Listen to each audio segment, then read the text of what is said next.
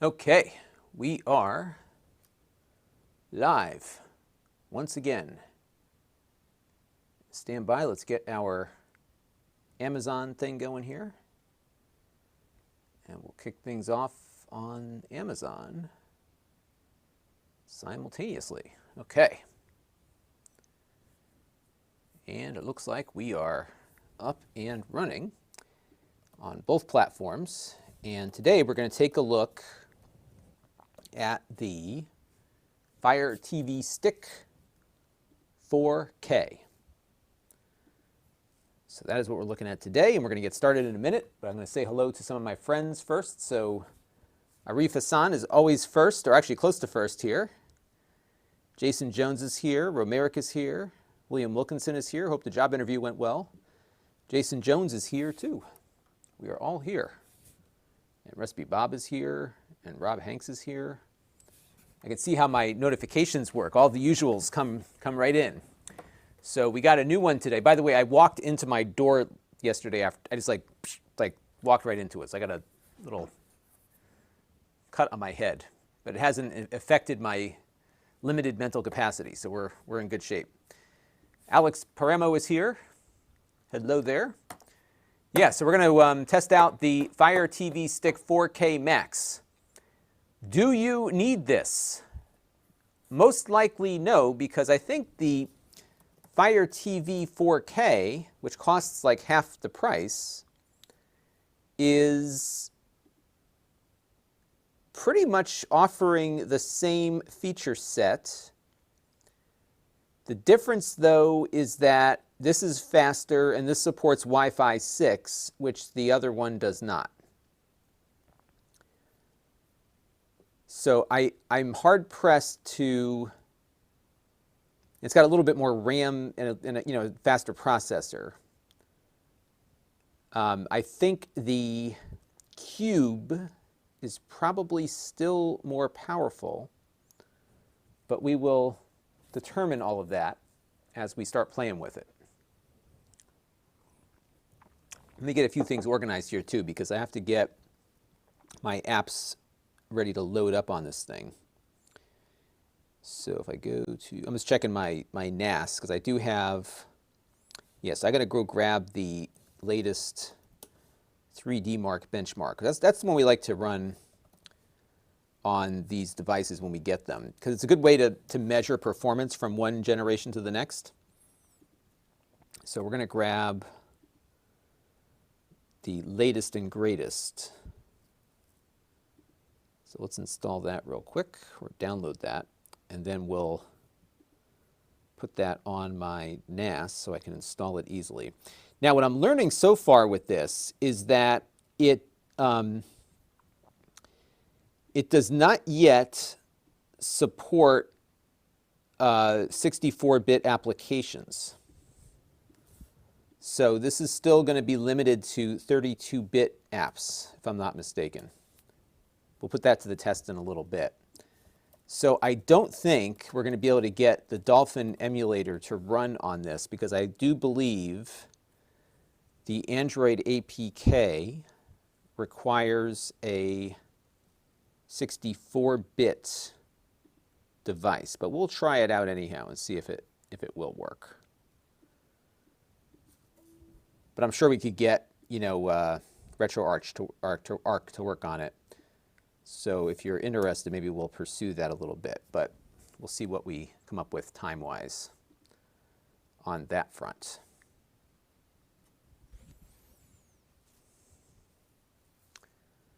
All right, so it looks like we got some people coming in. Seems like Thursday afternoons are not an ideal time, but we'll see. But we're going to unbox this thing in a second and see what it's all about.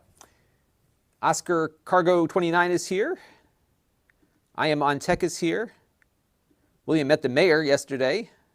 Awesome. So he was at an interview and they had an event and the mayor was there. So hopefully that was a good sign.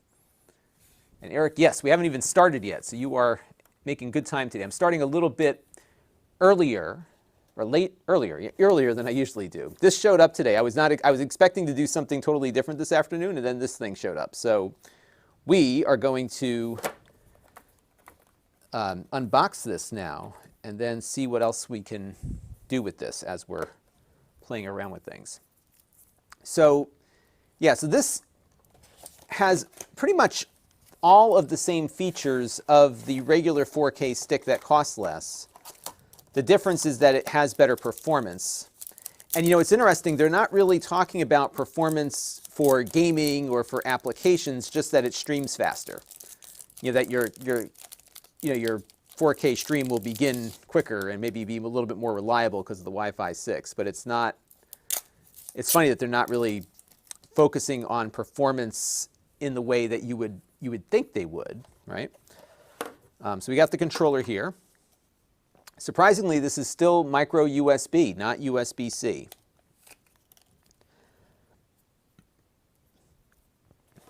And then we've got the Fire TV stick.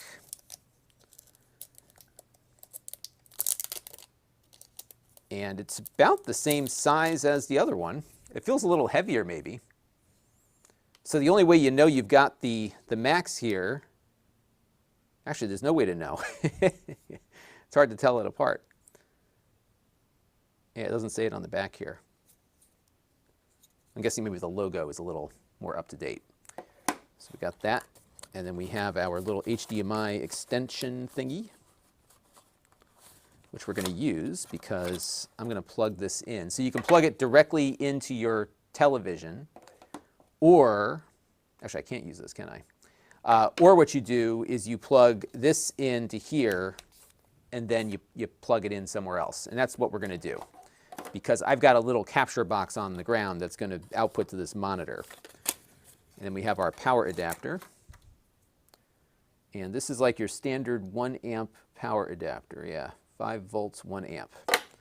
So it doesn't use all that much power. And we've got some Amazon Basics batteries for the remote control. Oops. Yeah, so I don't think this is going to be a shield killer. And you know, it's funny, I still think the second generation device was still like the fastest that they ever made. Because for a short time, they were really trying to turn this thing into a game console, and they had exclusives. So I remember that for a while on Android, Shovel Knight was exclusive to the Fire TV sticks. So that is interesting. All right, so let me get my camera zoomed out here. We're going to get hooked up to our display so you can all see what I'm doing. And yeah, we'll go through all the performance tests first, and then we'll see what else we can do with it. And you know, the good news is there's a lot of compatibility here. So you've got, you know, most of the major streaming apps are working on this thing. And Codeman wants to know, what is the difference between this one and the other one? It's really just performance. It's got an extra 500 megs of RAM, megs, not gigs. And it also has a faster processor, and it has Wi-Fi 6. But that is pretty much the differences. So bear with me, folks. I'm just going to plug in to my power strip down here and get going. And hopefully this won't crash my system. So I have a little issue with this box that I use that sometimes it crashes things, but I have the memory protection activated, so hopefully that won't make a difference here. Yeah, so unless I see something crazy about the performance here, I'm probably not going to be recommending this for most people unless you're like a super enthusiast. But we'll see how this goes. Tornado here just got a Google. Yeah, I think the Google dongle is great. I like it a lot. I have one too. All right, so now we have to hit the home button to pair the remote and hit play to start. All right, so I'm going to go through my setup process here, and it's going to find my network, so let me get my network going. So I have a Wi-Fi 6 network here at the house, so we're going to connect to that. And let me do that real quick.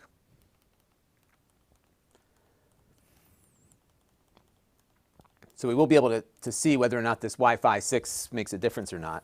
And I've got a clear line of sight from it to the thing there so you can see we're connected. And I'll see if we can maybe grab a speed test app because I'd be interested to see what the performance is on this.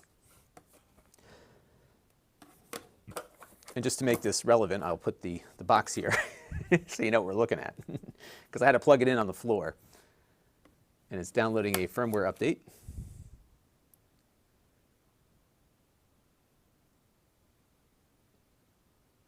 Yes, I'm in Tornado's camp here because I have a bunch of NVIDIA Shields also. I've got like 4 or 5 of them. I got them on every TV. I love the NVIDIA Shield.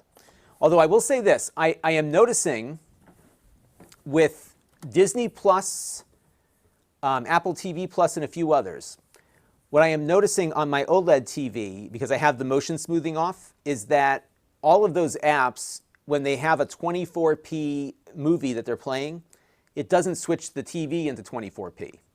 So I'm seeing frame jutters and stuff, and there's no way to fix it at all.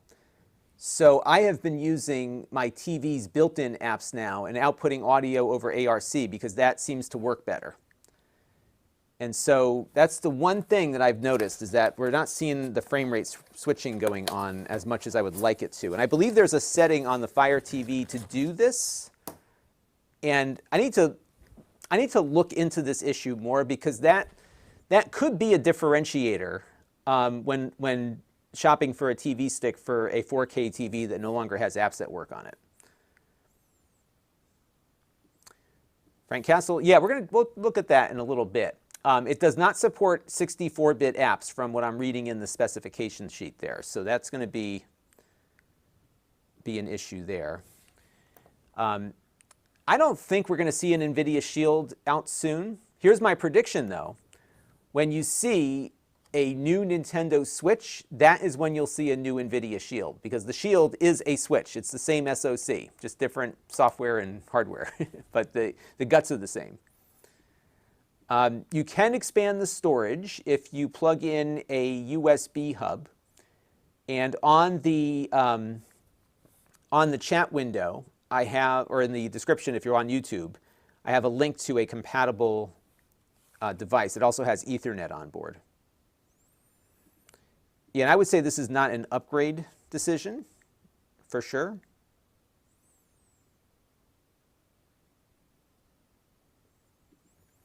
And Matt DeBurb here says the 4K stick didn't get Fire OS 7 due to the CPU. Yes, this does have Fire OS 7 on it. I did verify that.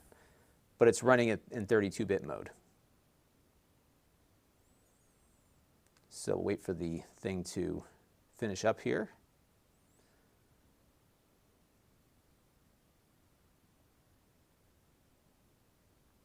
And this one is running with Wi-Fi 6 now. So that's what we just connected to. Yeah, and so you know what's funny about this comment is that Fire TV does have a match frame rate setting, but I don't see that setting on Android TV. And for that matter, I don't know if it's on Apple TV either. I got to play around with this a little bit more. But I have seen my Fire Stick, at least with the Amazon app, switch into 24p mode. And I guess the app itself has to support that as well. But it's been a big issue on the NVIDIA Shield. And James Miller says it supports HDMI 2.1 auto low latency mode. I'll have to figure out a way to test that. Maybe we could do like a game controller test with that or something like that. Hunter's Technical wants, I think it's Android 9 now. Let me see. I had the specs pulled up here. If I can find them here.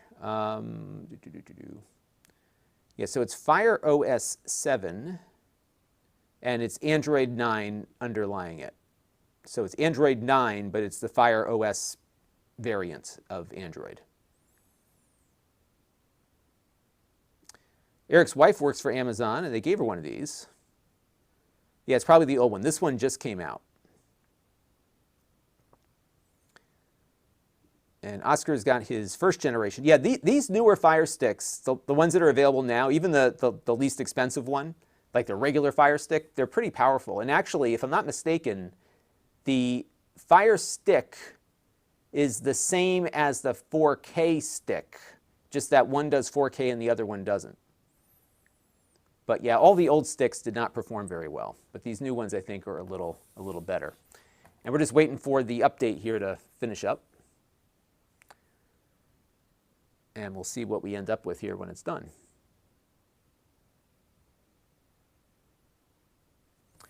But Blades makes a good point here. You can always, these will work with HD TVs. So you'll have something that'll work with a 4K TV when you get it.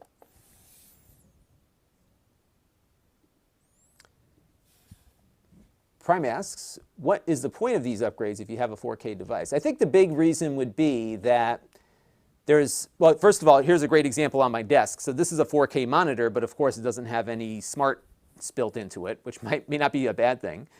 It'll add functionality that might be missing from a monitor without smart functionality. For older 4K sets, and there are a number of them now, this will make them smarter again. But if your TV has those apps, then you're fine. Now for me, and I just learned that this is changing, but my OLED TV that I bought in 2016, I think, my LG, that TV has all the apps on it, but it didn't get Apple TV Plus. But now it's getting it, so there you go. But I had to use my Shield on that TV to watch Apple TV 4K Plus, for Apple TV Plus. All right, so now I've got to sign into my Amazon account. Usually these things come like equipped with. So a lot of times these used to come like set up for you already, but this one looks like it needs to be added to my account. So let me just do that real quick. And we'll get it linked up. Okay, so now we are ready to go. All right, this will be registered to your account. Okay. No, you don't need that. Okay, it's designed with kids and parents in mind. We'll keep the parental controls off. Now it's preparing my remote for setup.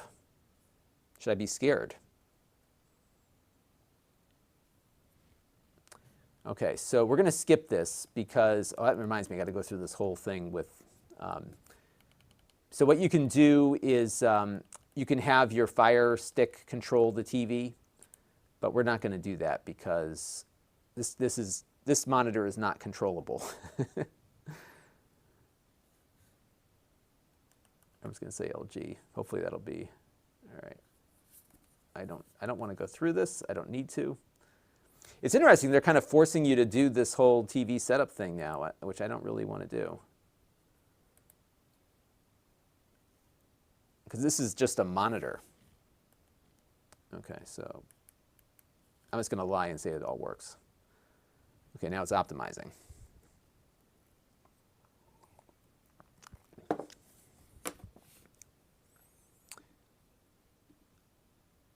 Prime wants to know, what do I think about the new remote? It actually feels a lot like the other one. I'm not feeling much of a difference here. And now I'm getting some upselling here. They want me to do the kids' family plan. But like, why would I do that when I'm already paying for something with them? So I'm going to skip that. We got enough kids stuff as it is with all the other junk we're paying for. Okay, so choose your streaming services. All right, so we'll add my, oh, look at that, they got Plex right here. How about that? Plex got a big infusion of investment money, so I bet you that made a difference there. I don't have any of these. I don't have any of those. But I like PBS Kids for the kids. All right, so I'm going to hit. Now, these are just what paid to be there, right? Because there's a lot more we can download. All right, Jassy is here. Hello to Jassy.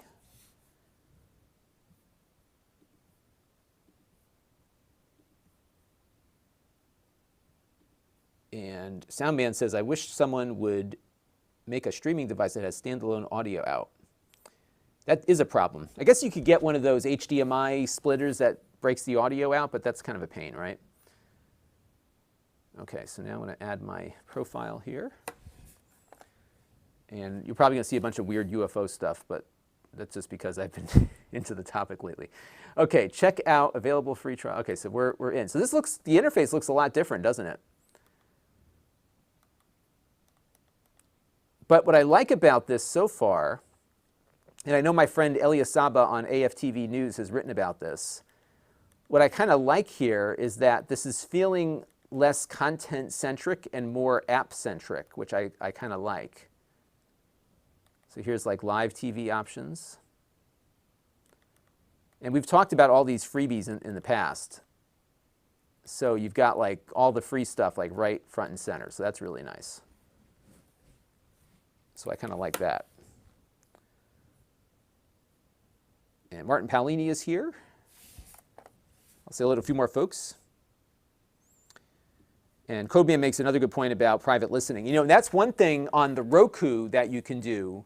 Roku's app will do the private listening through your phone. And even on like the lowest of the low-end Rokus, it does it. So you could plug in your headphones to your phone. And if you have the Roku app up, it'll just start playing through your phone's audio if you enable it. It works great. And Colin Pierce wants me to run a speed test. Yeah, we'll do that. I will try to find one real quick. Do I think Amazon will buy Tile and integrate that? I believe they will do that. Because I know they've got a good relationship with them already, and I'm guessing they're probably trying to figure out what the right price is, right? And I agree with Tornado here. The NVIDIA Shield, so just to put this in perspective, first of all, I got a question from Frank Cromer on Amazon here. Do I find that when I'm using my Shield with HD Home Run that the skip ahead and skip back is laggy? No, actually, we use it all the time in my bedroom, and it is not laggy for me on the skip ahead and skip back. That could be a function of your network or your device that you're running as a server. Because we use the whatchamacallit, the PR2100, the WD NAS. And you know what's funny is I had a hard drive failure. And so I have it mirrored. It's a RAID 1, and one of the hard drives failed. And it was running just as fast off of one drive as it was on two. If I didn't go in and look at the control panel, I would have not known I had a bad drive. Don Cornell is here from Fremont, California. Carpet Lixlated wants an Ethernet port for better bandwidth. Yeah, you could plug in an Ethernet, but it's going to be only 100 megabits. But we have an Ethernet. I have one in the bin over there, but I wanted to test the Wi-Fi 6 first. So we'll get moving here in a second. Tiger Claw says the Fire TV sticks let you use Xfinity Stream. I think the Roku support that too, right? But yeah, it doesn't feel any faster as I'm browsing around this, by the way. All right. Some Roku remotes have the headphone jack. Yes, and actually you can buy a Roku remote with it, the voice remote. Although the remote costs more than the Roku does, depending on which one you have. And Rob Hanks wishes the Fire Sticks came with 4 or 8 gigs of RAM. Yeah, this one has 2 gigabytes, up from 1.5 on the last version. And Alfredo says you can install apps on external storage. Oh, that's cool. We'll have to play around with that a little bit. And SC Scout Guy likes doesn't like the GUI. I actually prefer this to what they had before because I'm feeling like I'm not getting driven into the Amazon stuff as much, maybe. I'm just trying to figure out, like, get my bearings here. So we got an ad right here, right? So that's something you have to deal with. And it's got a bunch of movies here it thinks I might like. What's this one? The Blackout, Invasion Earth, Naked Gun 2.5. I haven't seen Knives Out yet. I wanted to see that. Prime Originals here. Yeah, so they're still kind of pushing their content, aren't they? And you see what happens? I watched like one part of a UFO movie, and now it's like giving me all this, all this stuff. Got my Star Trek voice. I guess Star Trek you can still get on Amazon before. And Prime Kids is down there. It just keeps going and going and going. All right, so Vicus wants to know, can we connect Bluetooth headphones with this? That's a good question. I should look into that. I'm pretty sure it supports that, doesn't it? Yeah, I'm pretty sure you can do Bluetooth headphones with it. Lon.TV said, so when the drive failed in the RAID setup, was it still? Yes. So what I did, yeah, I had no idea that it had failed. And I must have not turned on the alarm because I didn't even know it. It was out for like 2.5 weeks. So I just popped in a new drive. I didn't have to turn it off. It just, rebuilt it. It just took a couple days for it to rebuild. Kenneth Mullins is asking, did I notice any difference in speed? Not yet. It feels pretty much the same as the last one to me. And it's hard to tell in the menus here. The other thing is that I haven't used this new interface yet either. So that might be part of the reason.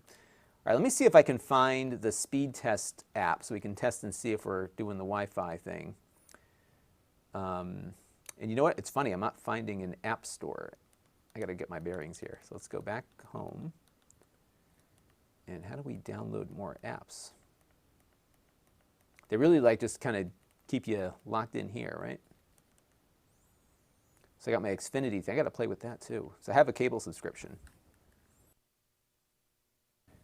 And so they are pushing some apps here, aren't they? Like there's some games in here too. These are all your standard. I'm just trying to get to like an area where I can search. I guess they want you to do the A word to search, huh? Oh, I can go to find. Okay, there we go. So let's do a search. And I'll type. You know what I'm going to do also in a second is connect my keyboard so this is less tedious. I just want to see if speedtest.net is on here because that's the one I run for everything. And I know how that one works. So you know what I'm going to do for, oh, here it is, speedtest.net. All right, this might show my IP address, so let me, and now it wants to do an update. So I got to update the browser, and then I can get the speed test to work.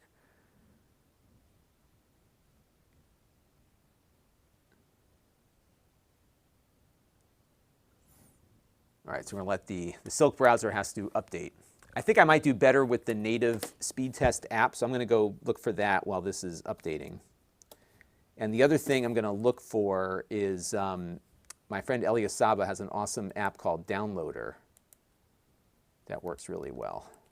Let's go find speed test again. So bear with me here, folks. So if it's Wi-Fi 6, I should see in this spot, because this is the same spot that I had my iPad in, I should see about 600-ish megabits per second. So let's see what we get here. And I can't show you this because it's got my IP on the screen right now. Yeah, so here, I'll just show you the results here so far. Not seeing what I was expecting, but it's also running on the browser. So I'm going to download the app and see if having it run natively makes a difference here. So let's try that real quick.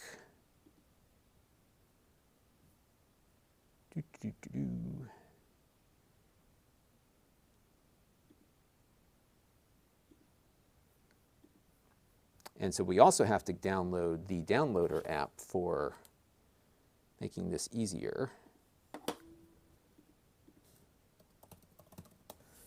So the other thing that we're going to look for here, my friend Elias Saba, who runs AFTVnews.com,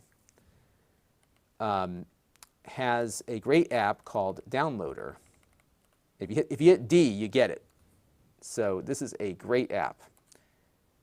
And it's got like a little browser built in, and it lets you install stuff. Now, the other thing I have to do is I've got to go in and turn on the side loading, which I think you do, if I'm not mistaken, is through My Fire TV, developer options, install unknown apps. We're going to give that right to Downloader. So now Downloader can download. And the other thing I'm going to do before I forget is we're going to pair up my keyboard with it. So we're going to go over here to extras, or the thing here. Controller and Bluetooth devices, other Bluetooth devices. I'm going to add a Bluetooth device. I'm going to turn this on. So we're going to go switch it into, I got this ThinkPad keyboard thing here. So I'm going to switch it into Bluetooth mode.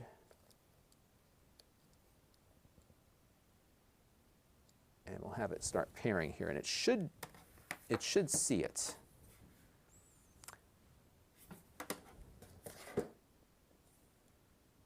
Maybe not, let's see.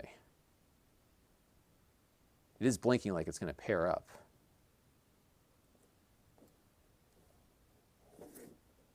Maybe it's this key. Let's see, function. There it is, track point keyboard 2. And this is a really fun thing because it's it looks like a ThinkPad keyboard, but it's actually a PC and Android thing. All right, we're good. It's now connected, perfect. So now I can type a little bit easier. And it's not, the mouse thing isn't working, but the keyboard works. So that's a step in the right direction. Okay, so now we're going to go back to home, and we're going to go download some stuff. And I've got stuff living on my NAS device, and I just have to remember what the IP address is for that. And we'll download a few things. All right, so I got a lot of requests for things to try out.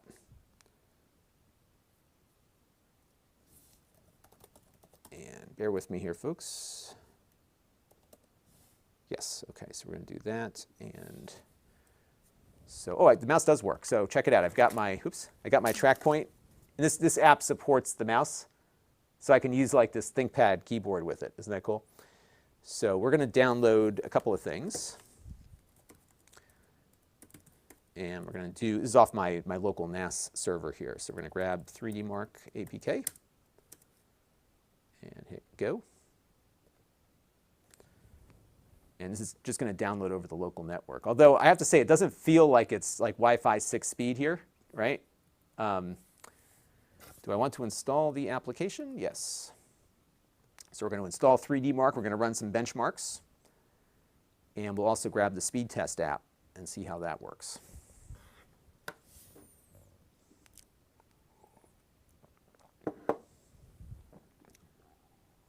But I'm very curious about, because like this is being sold as a higher performance device. So that's what I'm most interested in. Okay, so that app is installed. And then we're going to, probably should have deleted that because there's not a lot of space on this. And we'll grab this one and we'll install it. And so that way we can run the native speed test app, and that'll give us a better sense as to the performance of the network.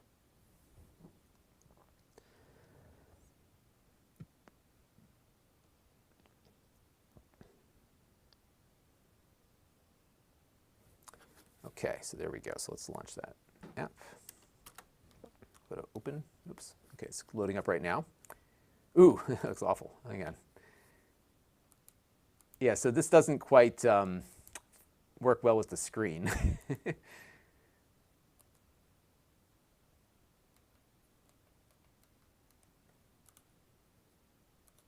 Okay, hang on a second here. Oh no.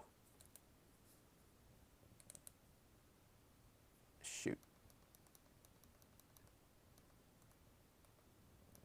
Bear with me, folks. I got to go back into that app here.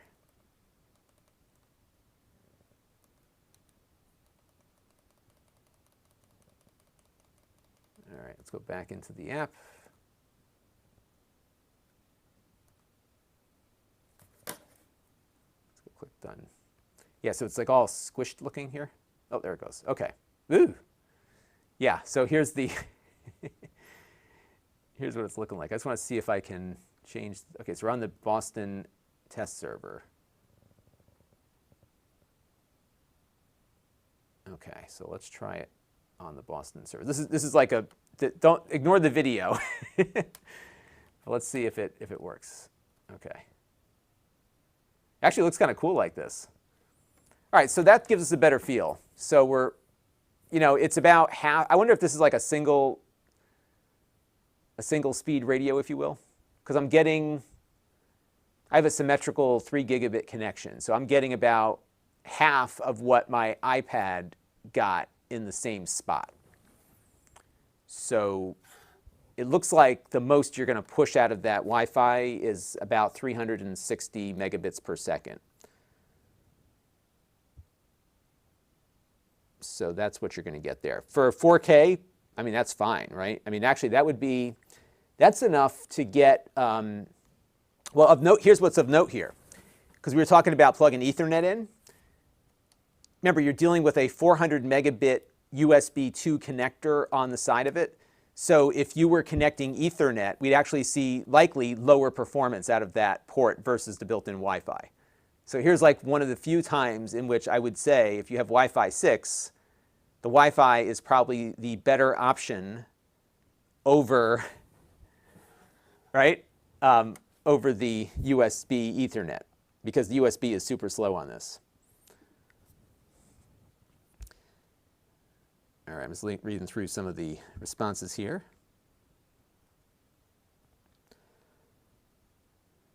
And Colin had a suggestion on a different speed test, which is it's called anality. All right, so let us take a look now at the 3D Mark benchmark. So we'll get a good lay of the land here. So now we know how good the network is on it, or how fast the network is on it. And let's see if we can get 3D Mark. So you know what's funny is that it's still doing what it did before, which is that once you, so the app library, is this my app library or this is somebody else's app library? So let's see, installed Lon.TV. Yeah, so isn't this funny? So you don't actually see the apps that you sideloaded. You have to like, you got to go into like the settings here to be able to get them. I think there's got to be some kind of launcher that you can get. This is actually similar to how the Android TV works, where your sideloaded apps, you have to kind of dig through to find them. So I used to always just go in here to pull them out. And we got about half the storage available right now, so it's only got 8 gigs of storage. And let's pull up the 3D Mark test.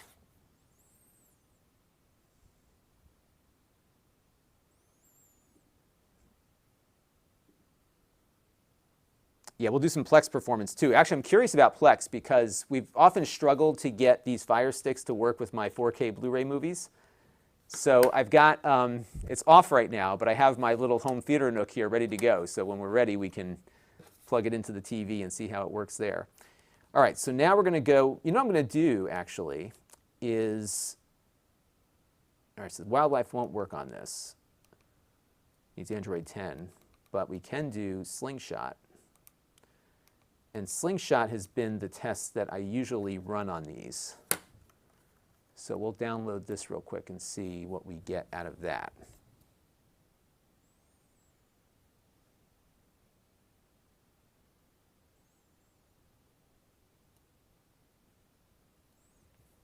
All right, so let's go see if we can figure out how to get this to run here. Now what I like to do is run the extreme test. I usually turn off the demo.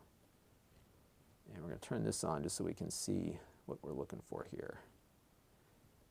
All right, so why can't I run the test? Slingshot Extreme. Oh, here we go, hit play. All right. So I think we have always run Slingshot and not the Extreme test, because I think Slingshot is the one that I typically run on everything. And so what it's going to do is just run the actual test and not the demo. And we'll get a good sense when this is over with, like where this falls into place. So this is definitely, by the way, you can tell immediately it's not competing with the NVIDIA Shield here by any stretch, because like the NVIDIA Shield runs this at like 45 or 50 frames per second or something. But we will put it to the test and see. So let me go into Slingshot. Yes, we usually run this Slingshot test, and we'll get a feel at the end of it how we're doing. Hey, Mark Dell is here, everybody.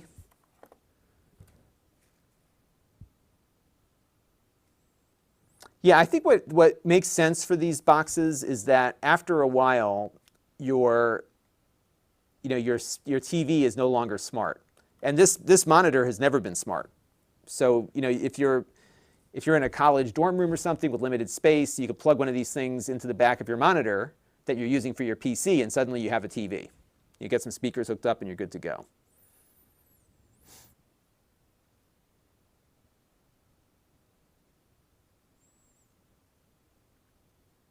And we'll look at that SoundMan. Yeah, I've got the cube tested in there.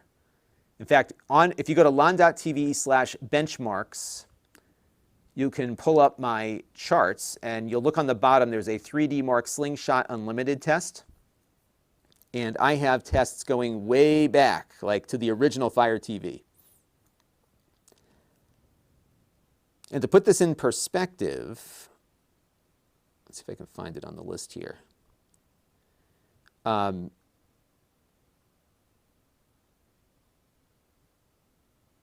just going back through. Now, these include TV boxes, by the way, along with okay.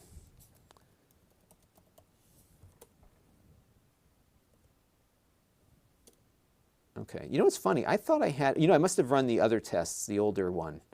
But I do have the other Fire Sticks on the list, so you'll be able to get a feel for that when we get to that point. And I can show it to you when it's done running here too. Let me get my vMix capture up here.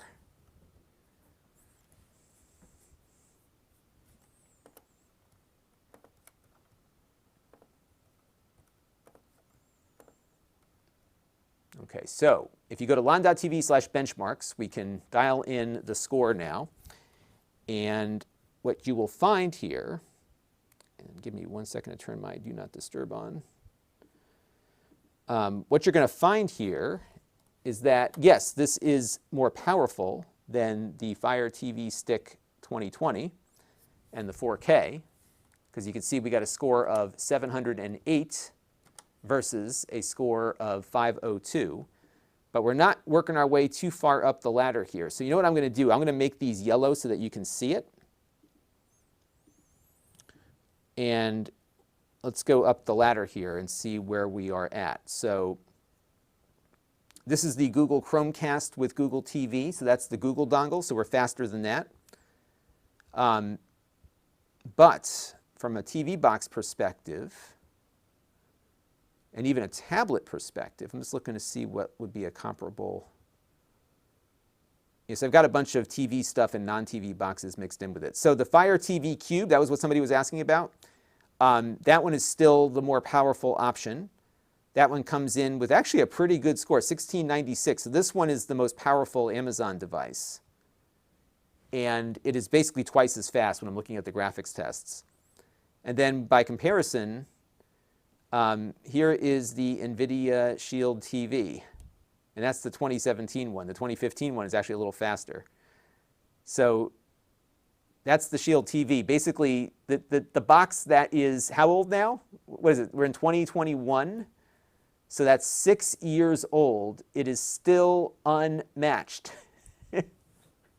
Like this doesn't even get close to that. So just to give you the scale, right? So we're on the Shield TV. Here's the Fire TV Cube 2nd Gen, which is pretty powerful. And then we're going to land right over here. So we're just a notch above that little tiny smartphone we looked at the other day. So insert one below, and we'll start typing this in here. So this is the Fire TV 4K Max, Fire TV Stick 4K Max. And we got a score of 708, 5.2 FPS, 1.9 FPS, and then we've got our other tests. So these next ones are the physics score. And this gives you an idea of its CPU performance.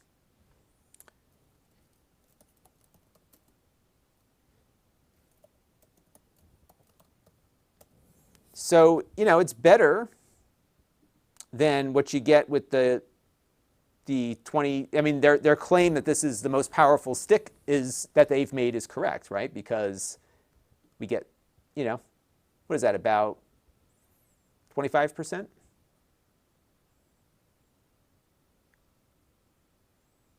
So there you go.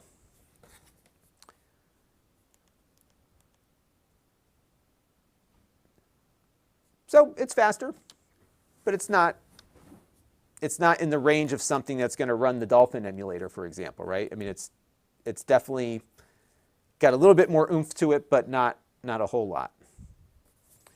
Jeremy on the Amazon chat is going to go back to work for Amazon Prime now as a personal shopper for Whole Foods deliveries. Any words of encouragement? My 4th time going back to work at Amazon. Well, I think that you will do well with personal shopping, because what I like about the notion of personal shopping is that there is I think there's more of a personal connection between, and I've seen this with like things that I've ordered from like those personal shopping services. You get a better connection with the customer. And I think that, when you begin to do well at that, you can do anything business-wise. Because if you know how to anticipate a customer's need and deliver upon it, you can do well personal shopping, but you can also do well in your own business if you're ever up for starting something like that. So that would be my word of encouragement on that front. Because I think personal shopping is probably better than distribution center work for sure. All right. Yeah, I've got to look at those own boxes. So I need to get a few of those.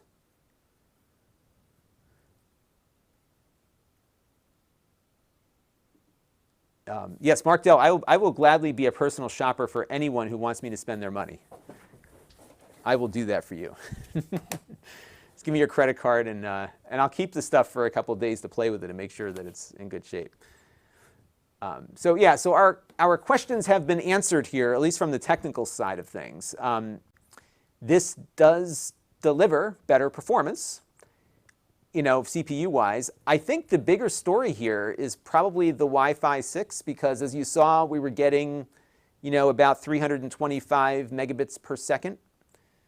So I think that's good. Now the question is, how will this do with some of the more advanced stuff? So what I'm going to do next here, figuring out the best way to do this. I'm going to plug this in to my TV over there, and I've got a Roku TV. So you would not need this if you have a Roku TV, but we're going to plug it in and see what goes on there. Jeremy updates the chat here to say,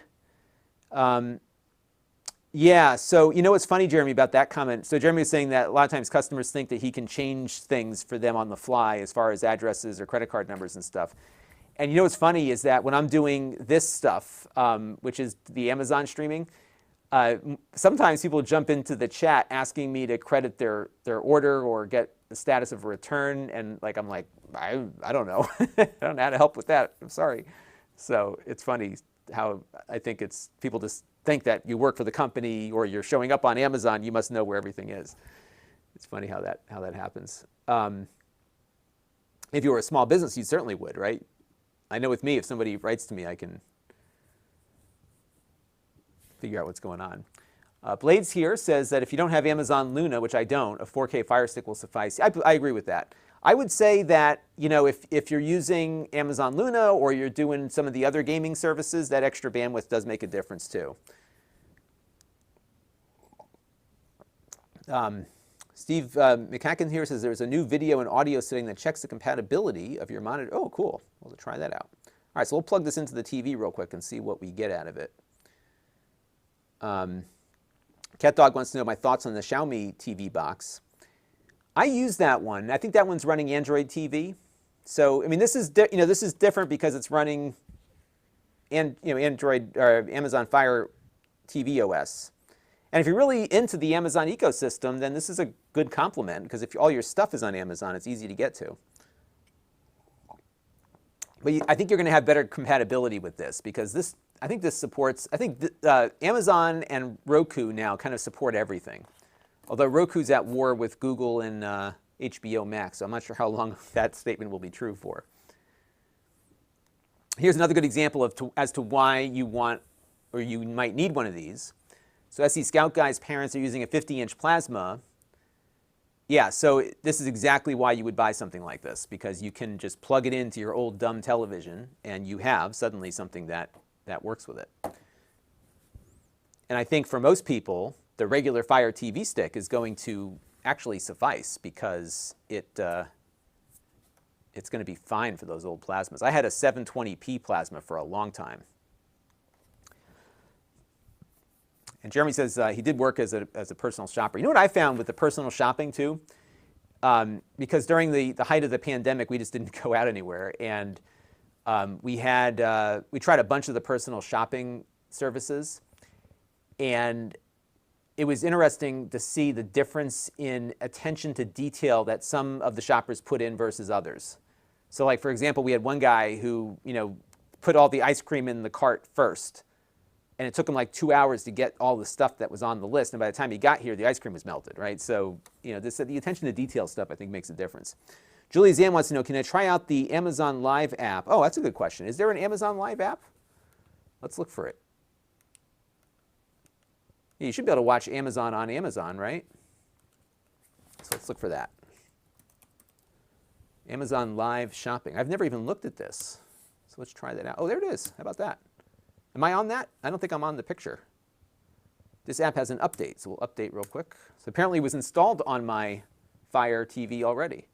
So I'm not one of these people here. I don't think I'm good looking enough to be in the thumbnail.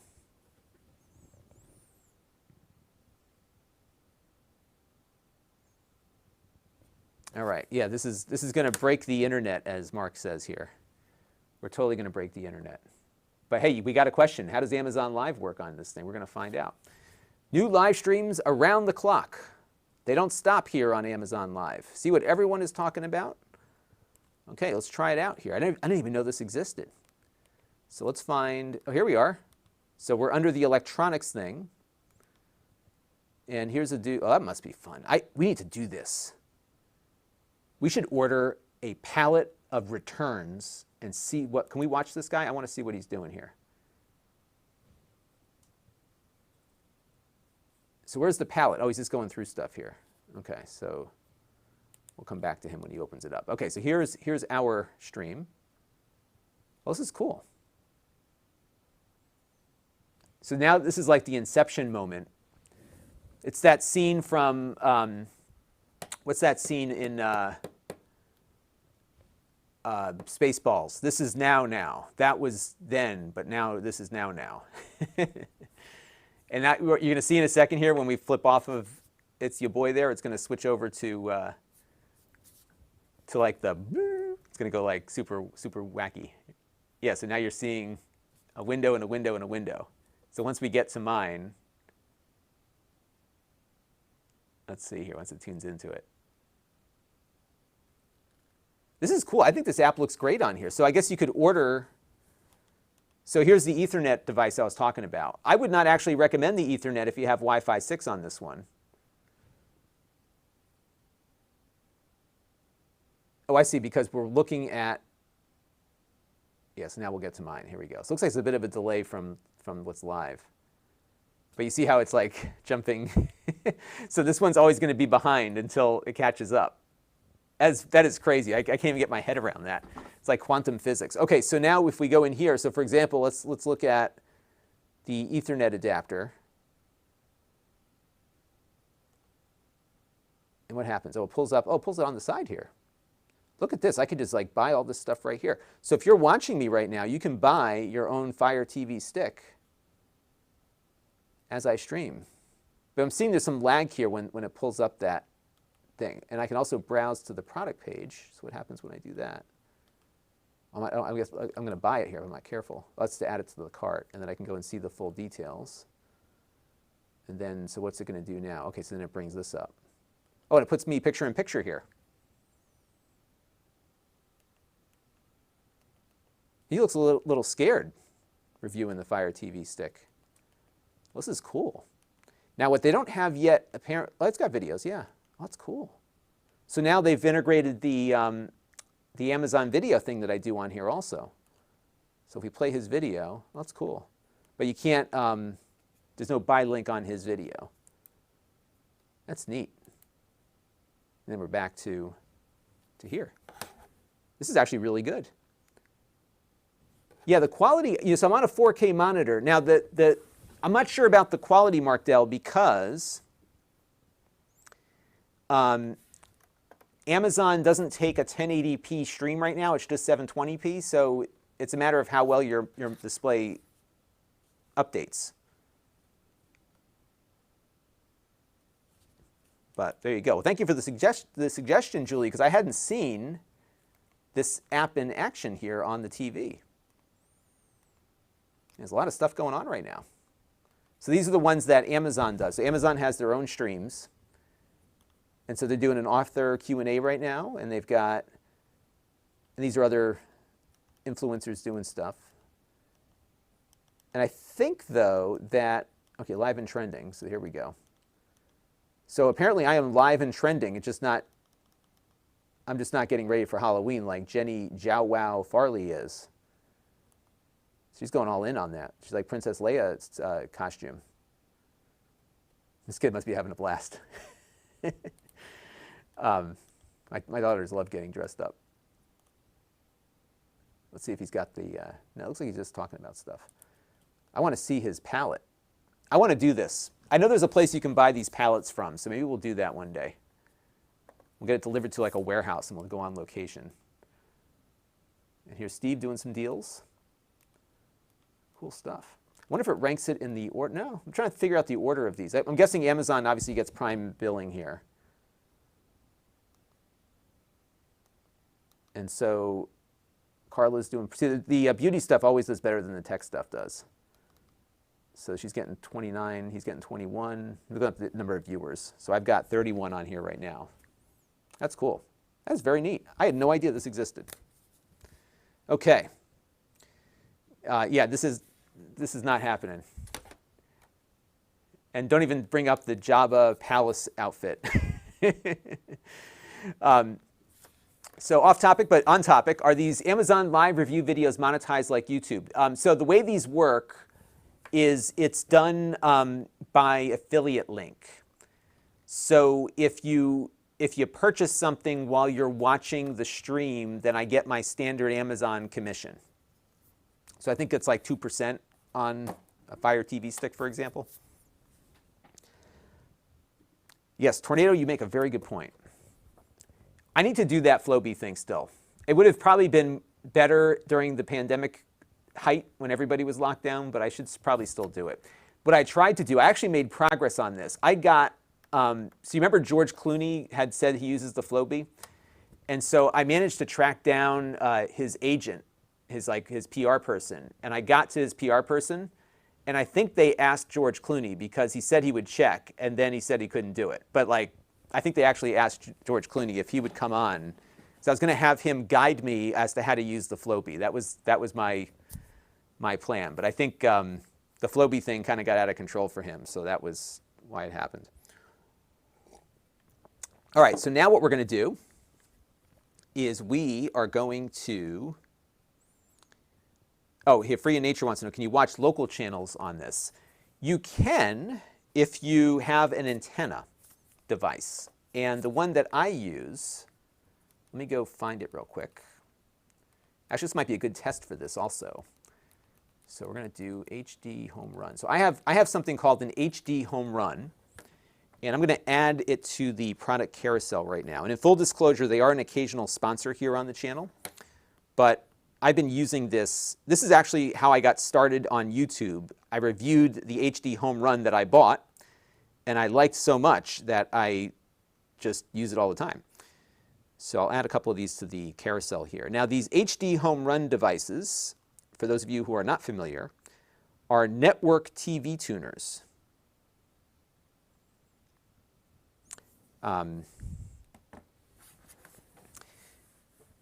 Jeremy says, better get all in on Halloween or trick or treat. Yeah, you know what's funny? My wife just bought all of our Halloween candy now because we're worried about shortages.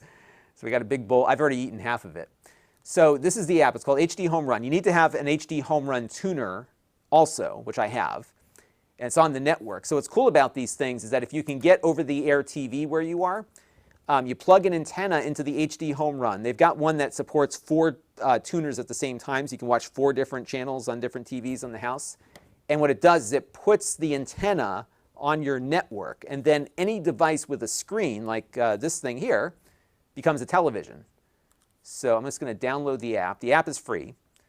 And then I also have their DVR installed, so it just kind of works like a network DVR.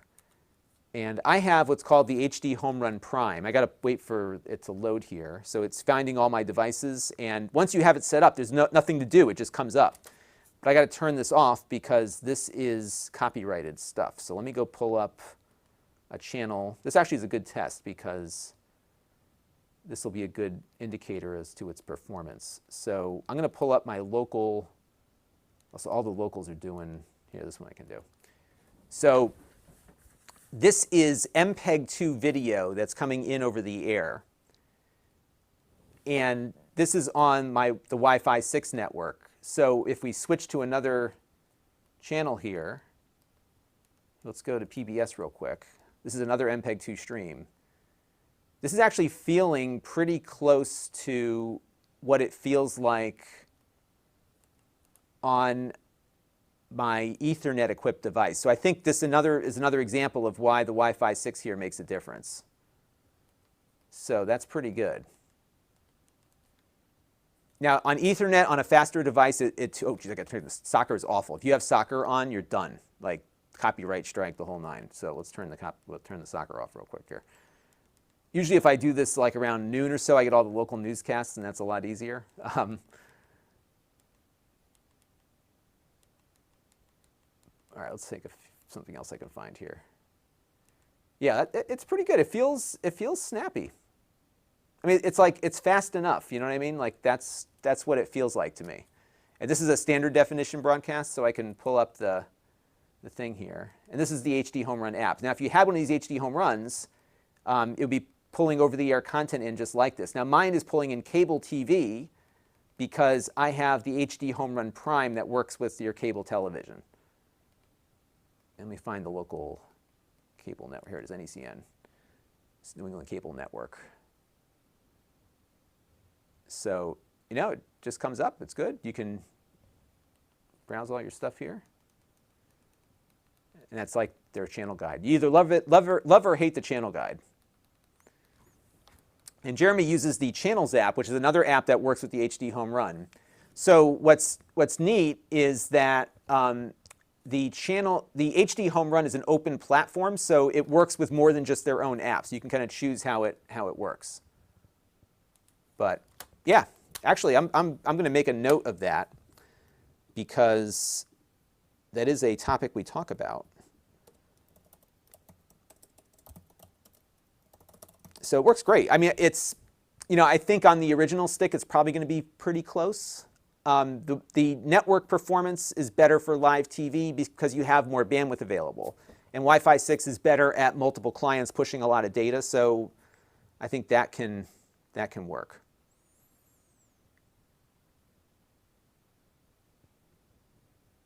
And Soundman says, as a broadcaster, yeah, you work so hard with that ProRes video, and then it gets garbage down to MPEG-2 and interlaced, right? So that's how that's going to work. Oscar says, so no buffering. Yeah, I mean, this is always one of these qualified statements, which is that you're not going to buffer provided you have a good network connection to the device. So under our conditions right now, the Fire Stick is on the floor to my left, and it's pointed at the ceiling where my Wi-Fi 6 access point is. I mean, it's maybe 20 feet away from me, if that, maybe 15 feet in the ceiling. So I've got a clear line of sight. If it's tucked in behind your television, you know, that might impede the performance a little bit.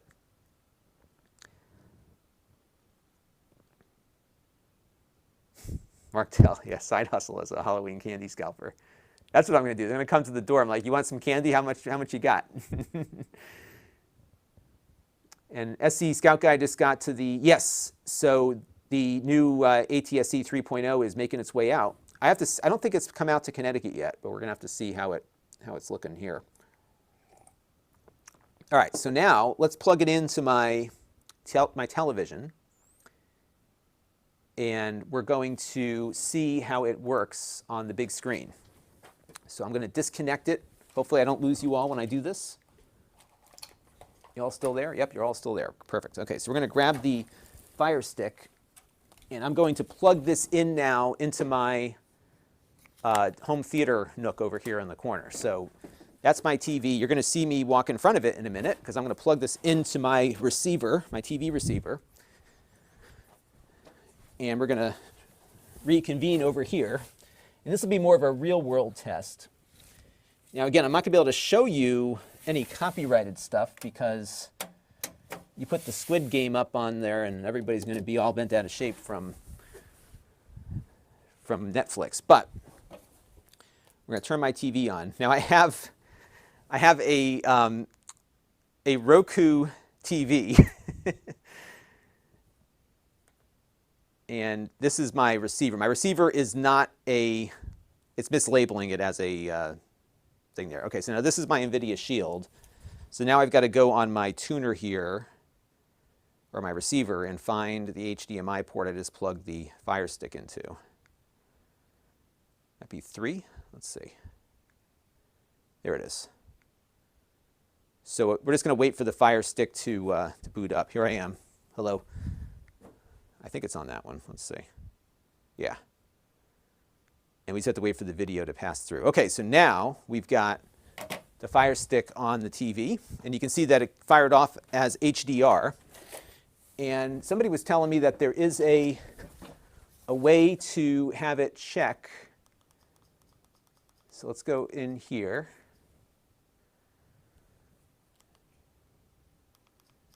And see if there's like an auto detection thing. What is this one? Oh, cool. That's neat. That might be another useful, good use case for. So I like to turn this on because this will, if it's supported, switch you into 24p mode, which you want to do.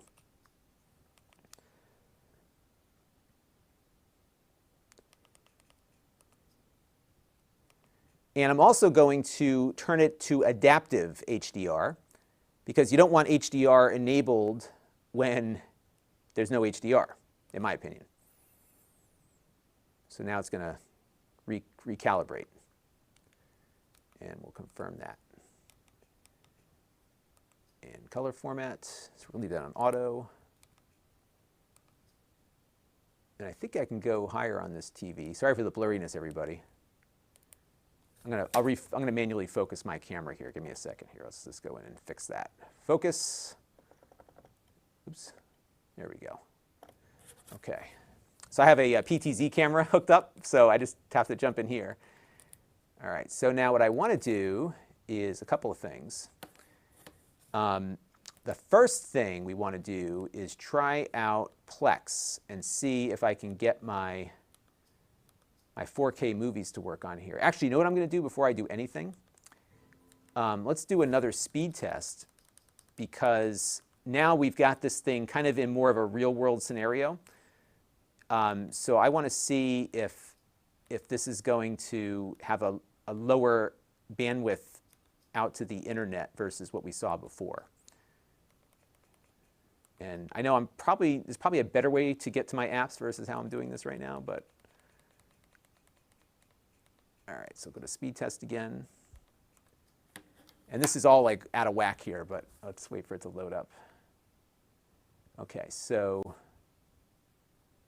let's hit go here. All right, so same test we did before, but now we're on the TV, kind of tucked behind something. And this will be a good example of what happens. Actually, we're in the same ballpark. Okay, so that's not bad. So this is tucked behind the TV. And we're still pushing about 360 megabits per second. So again, on this device, if you have Wi-Fi 6, it's better than Ethernet. Not usually. That is not usually the case. But this, I think, is going to be the max kind of throughput that this thing can do through its Wi-Fi. And that is about, I think it's probably better than what you would get with Ethernet. On this device, not usually. Usually I would say Ethernet is the way to go. And yes, Jan makes a great point on the issue with display match refresh rate issues.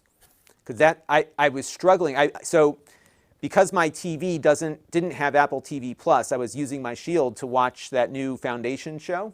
So I love sci-fi.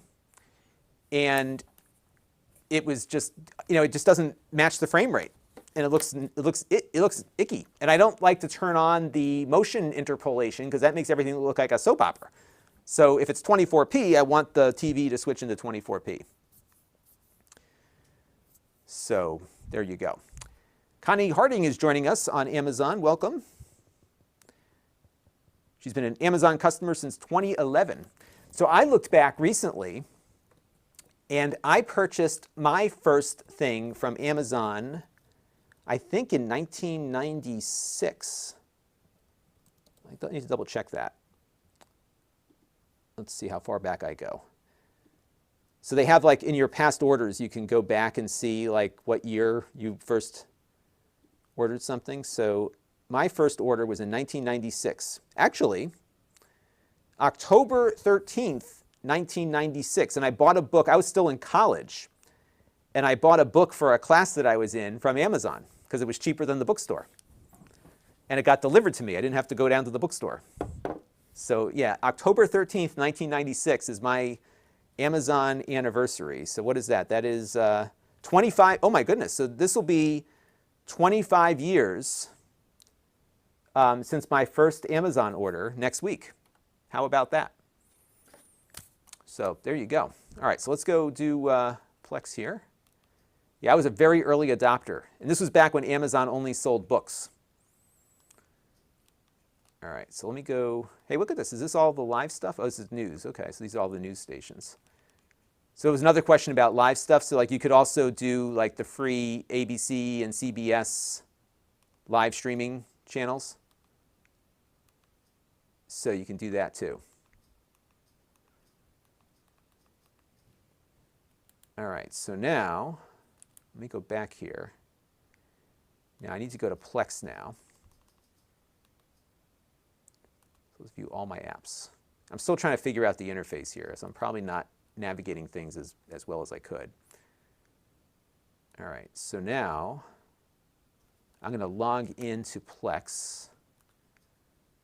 And what I'm going to do here is, I'm not going to be able to show you much, but I have some 4K Blu-ray movies that I can kind of run directly out to this thing over the network. And this has been an area where these Fire TVs have really suffered. Like they haven't been able to do that very well. So we're going to see how this works here.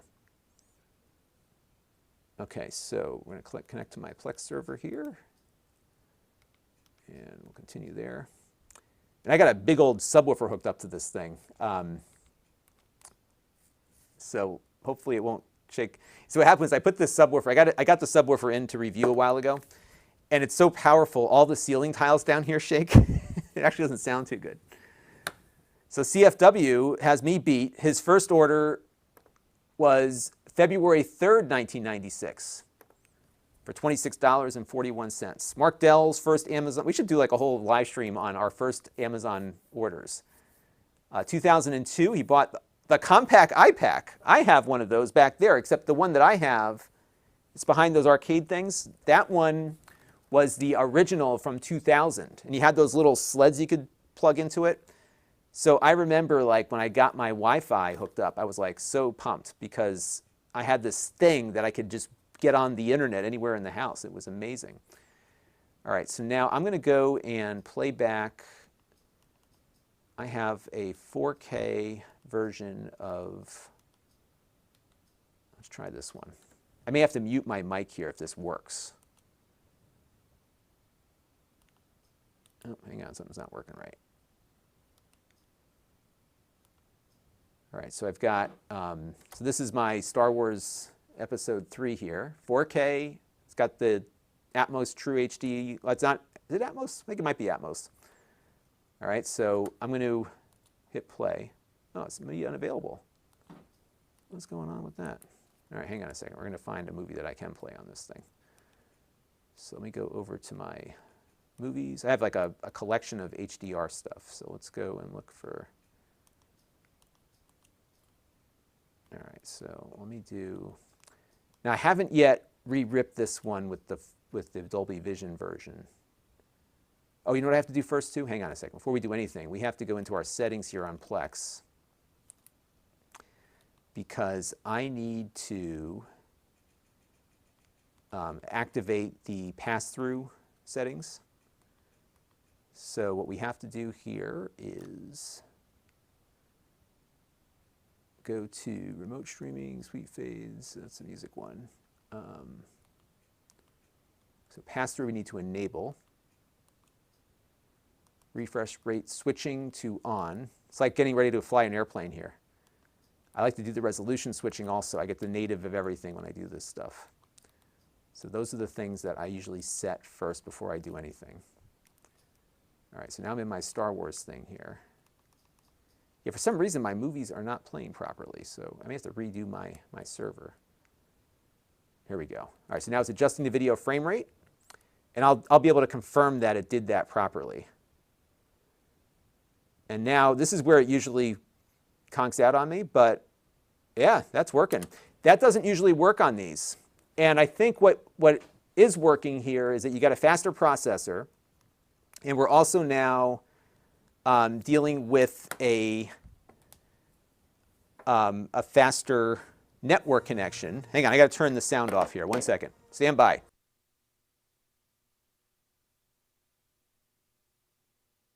Gives me an opportunity, though, to see what we're pushing over to the thing here. So let me mute it.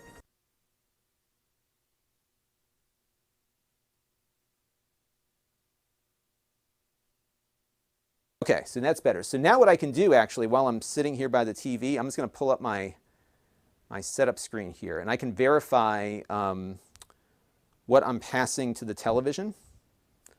So this will validate what we're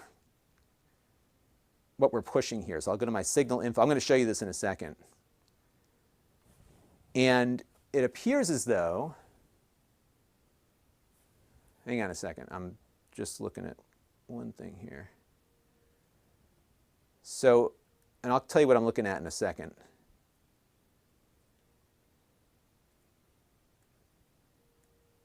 Yeah, it does not appear to be doing the 24p. Maybe I have to have my TV tell me that. Hang on a second, everybody.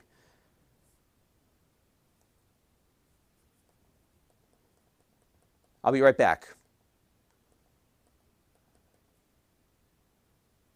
I'm just trying to get my TV up here. Okay, yeah, we're good. All right, so I'm going to show you what I see here. Ooh. And I can zoom the camera in a specific portion of the screen, and I think that will, yeah, okay. So hang on, I'm going to give you exactly what I am looking at here, and this will give us a better idea as to what our performance is. This movie, though, is playing back fine. Like it's really, I'm watching it on the other screen here. It's playing back quite well, but I need to not show you the movie, because if I show you the movie, Mickey Mouse is coming after me. All right, so we're going to do the first leg here. So I'm going to create an input there, and then I'm going to create another input down below. Yeah, so we can do it this way. Okay, so we'll create another input here. Okay, so now watch this. This is going to be the magic of PTZ cameras. Okay, so actually, hang on. Let me just move this over just a little bit more, because we're still showing, it's playing back perfectly. So that's good. However, the audio is not. So I don't think it's passing through true HD. And I just need to verify that in a second here. I'm just trying to get this up on screen so I don't break any laws. Breaking the law, breaking the law. Okay, so let's create, this is update input 13. Okay, so now I can show you this. So that should say true HD if it supported true HD, which it does not, apparently. And then I can go down here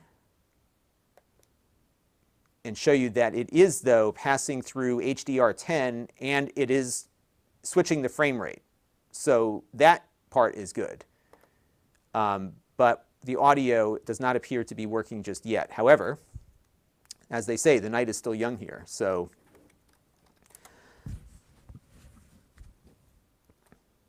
let me figure this out here. Oh, so Mark Dell says that there is a way to figure out how much you've spent on Amazon. Oh my goodness, do I want to do that? This might be a fun video. Like, wow. Okay, so your organizational spending patterns. Let me just try this real quick. I know I'm getting distracted, but Mark Dell does this to me. So mine only goes back to 2006. So I can't go all the way back to the beginning. All right, let's see what it gives me here. Yeah, it's giving me a report. So I'm doing every order since 2006 to now. We'll see what I get. All right, so right now this is what I see. So I'm not seeing the True HD passing through. I'm seeing Dolby Digital Plus. So what I need to do now is verify that I am getting that audio track. So I'm just going to, I know a lot of you don't like The Last Jedi. I have to admit, I really do like The Last Jedi. I think of those 3 films, that's my favorite. All right, so hang on, everybody. All right, so I'm going to go pull up the menu on here for Plex, and I can go into the audio section. Let me pull off. I'm just looking here for a second. Playback settings. Yeah, so it's passing True HD, but it's not passing through. So what I'm going to do now is I'm going to try a different movie that has like a DTS HD soundtrack. I am certain that The Last Jedi has Atmos audio that it's passing through. So the good news is that it is passing. I'm going to make this note here. The good news is that it is passing, and we're getting into the weeds here technically on stuff, but it is definitely, here, this is what we're talking about in case anybody's tuning in here.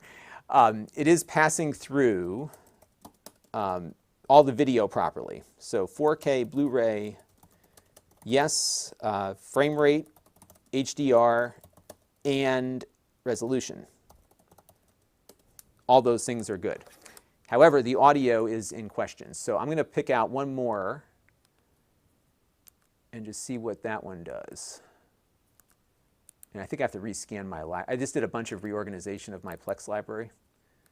So some things are not totally working properly. But let me pull up one that's got like DTS HD and see how that works. And then we'll go back to some other stuff.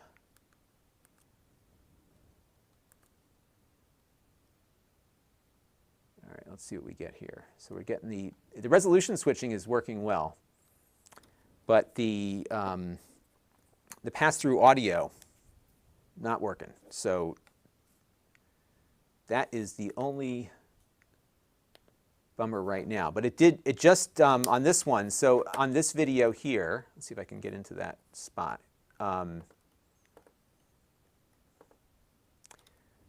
So on this one, this is a 1080p movie. And this one, it's switched to 1080p. And if I activate this, it is going to 24 hertz. So that part's good. And it's not a Roku soundbar, it's just what it's labeling it as. It's a long story. But which remote am I on this one here? So I've got to play around a little bit more with that. I can't remember if there is a setting in Plex for, and there might be actually, for audio pass-through, but I'm pretty sure. Ooh, I know where it could be. So we need to go into the settings on our Fire Stick, because the Fire Stick is still reporting, it's like locked on Dolby Digital, so it looks like the Fire Stick is doing some audio processing. So let's go over to Display and Sounds here, and let's go to Audio. Aha. So, yeah, see, that's selected disable Dolby Audio over HDMI and always play PCM audio. So maybe that's what we need to do. I don't know. Let me go back over here to Advanced Audio. Let me try the PCM option just to see what happens. Because it seems like the Fire Stick is processing the audio, because I don't have a Dolby. Okay, so. And so now it says PCM. So I'm going to jump back into Plex now, and let's see what that does to it. And I'm going to do a, okay, so now it's just doing PCM.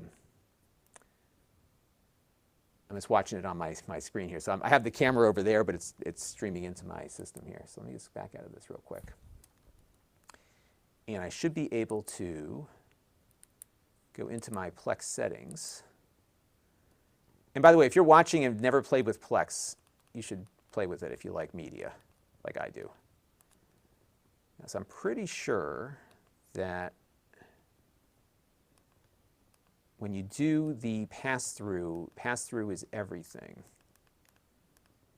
So I don't see an audio option here. So I think that's all usually set up.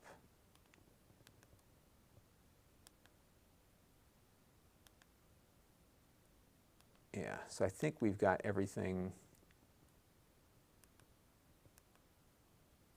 that we'd have set up in there. So I'm going to try one more time with that Star Wars movie and see what we end up with, and then we'll move on. But it does not appear that it's doing the audio pass-through. Let's pull it back up here again. But I do think it's pretty zippy as you're working your way around the menus and stuff. I mean, it doesn't feel as fast as my NVIDIA Shield does. And remember, the NVIDIA Shield is like, super old at this point, but it's still relevant. Okay, so the movie is playing, but we are only getting, yeah, so it's definitely not doing the,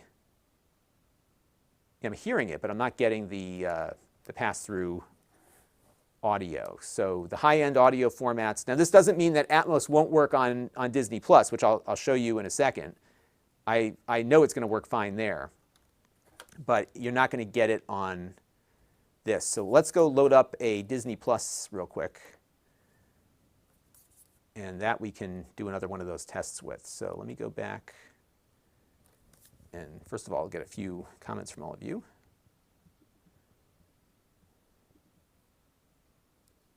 No, Travis Rhodes.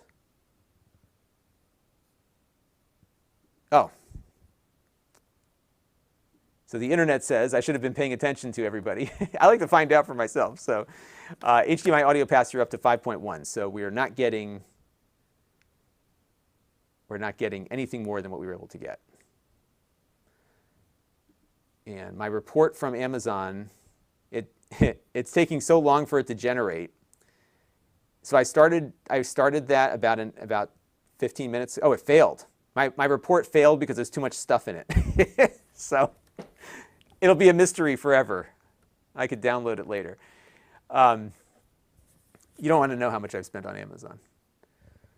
But it's okay, because I sit on live streams on Amazon and it comes back to me. So, all right, so let's look at, what am I looking at now? Oh, we're going to look at like Disney Plus or something. So let's go, here, I'll try the audio thing here. Disney Plus.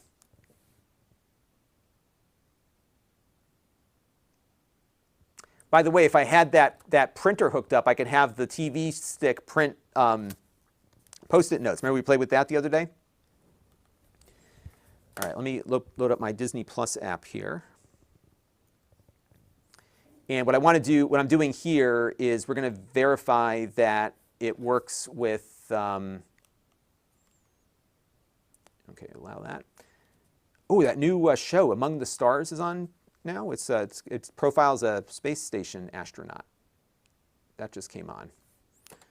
So we're just going to get this going. And what I'm going to do, I tapped allow on my phone, but it doesn't seem to have acknowledged that.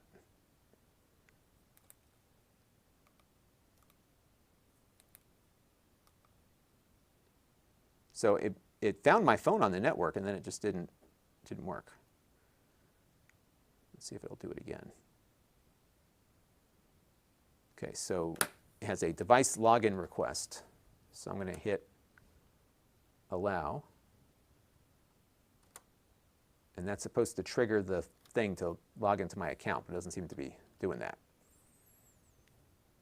I'll let that sit there for a second. Oh yeah, we have the garage camera too. We can try that out. Here, let me get rid of that. You know, this thing's a pain in the butt. Let's go back out. Get that to work again. I just wanted to try The Mandalorian, which I know is in Atmos on Disney Plus. There it goes. I'll hit allow again.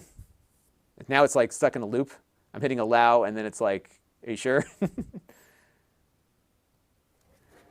Yeah, this does not appear to be working at the moment. So if I hit allow, watch, ready? Allow. And then it like jumps back. So I hit allow. It'll say, okay. And now it's not letting me in again. All right, let's look up a 4K. Oh, I know what is in Atmos is on Amazon, The Expanse, one of my favorite shows. The Expanse.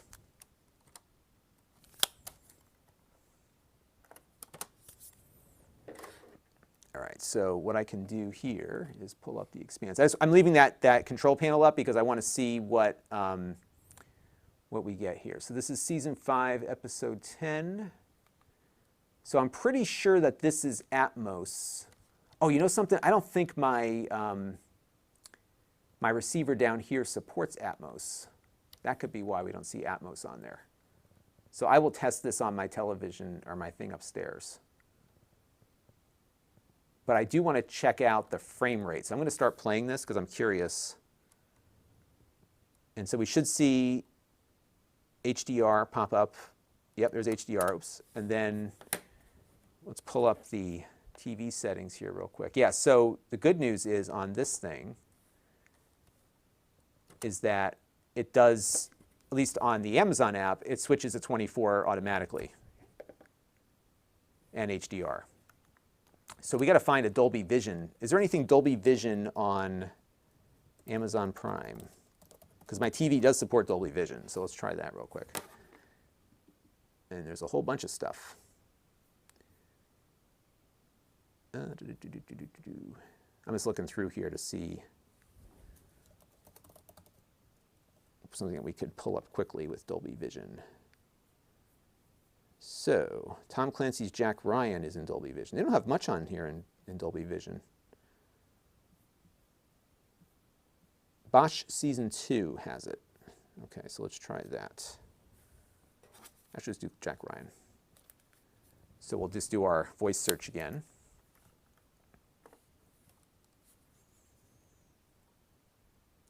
And okay, so let's do Tom Clancy's Jack Ryan, but only season 1.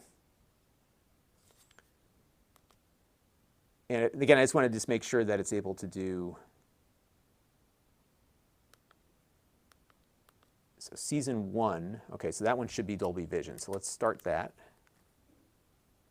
And it's doing the frame rate adjustment, which is great.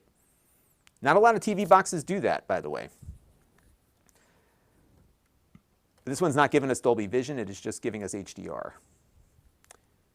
So I've got to play around with that a little bit more. Okay, so we'll make a note to test the Dolby Vision stuff. It does look nice, though. I just can't show it to you because of copyright. So there you go. All right, so what else do we have to do here? Yes, I got to just run a few things upstairs just to verify, but it says it supports it, and I found all these boxes now support Vision and Atmos. Carol's wondering, do I have the Lenovo wireless keyboard? Yes, that's what this is here. And this actually is working with it. I have it in Bluetooth mode. So this works in Bluetooth, and it works in with its dongle here on the back. So you have a choice of connectivity there. But yeah, it works nicely with it.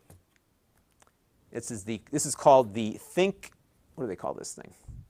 This is the ThinkPad TrackPoint keyboard. It's really slick. And in case you're just tuning in, we are checking out the. Yeah, so I can't seem to get it to log into my Disney Plus account right now. So we will figure that out in a minute here. And Netflix does have Dolby Vision. So maybe I'll log into Netflix real quick and see if that works. So let's go back to it and pull up Netflix. Netflix. So I think that Squid Game is in Dolby Vision, right?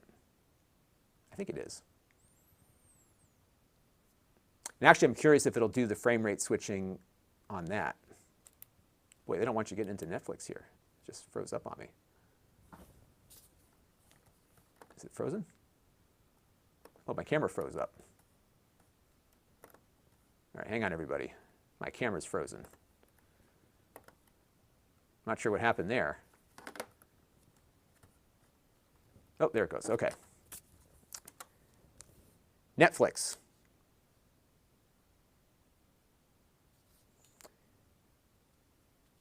All right, so I have to download it. And then I got to log into it. Logging into Netflix is a pain with a remote control, but I've got the keyboard, so that should help. Zam is wondering, how does the little nub work? Yeah, it detects it as a mouse. It only seems to work in apps that support the mouse function. So I'll show it to you in a minute. We did get it to work with the downloader app, so it did work fine with that.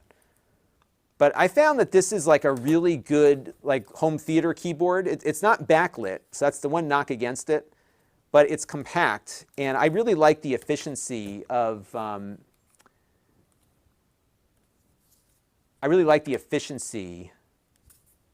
this keyboard. Oh, Netflix lets you sign in via the web now. Oops, wrong button. Hang on. You can sign in via the web now on Netflix. So let's do that real quick. So bear with me here, folks, for 1 second, because I have to create another, oops, wrong one.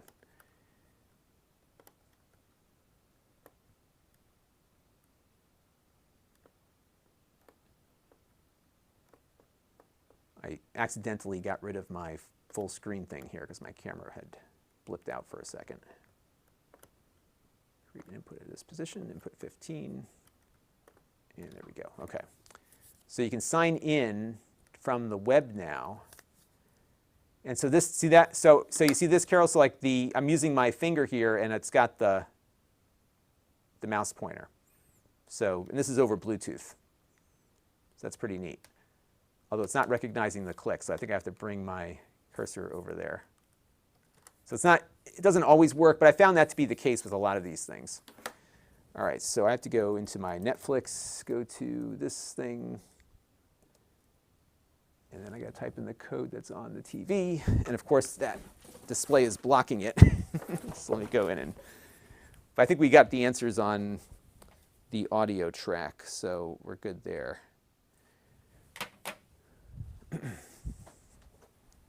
Now I'm just curious if the Dolby Vision is working, which I'm sure it will. I've yet to find one of these things that says that it works with Dolby Vision and doesn't, right? So we should be okay there. All right. Yes, Netflix finally enabled a web-based way to get into your Netflix account without having to type the password in with the remote. How long did that take them? That was like, this is like, must be brand new because I haven't seen that before. All right, so now I'm going to pull up something that I know has Dolby Vision. Because I'm pretty sure, if I'm not mistaken, everybody, like the Squid Game, which is like the big one everyone's been watching. So that says HDR. Let me see if that's going to work with it. Because I'm almost positive that it supported Dolby Vision, because I was watching that on my TV upstairs. So that might require a little bit more work here. Let's see. Netflix, Dolby Vision. So I know a lot of the Disney Plus stuff supports it.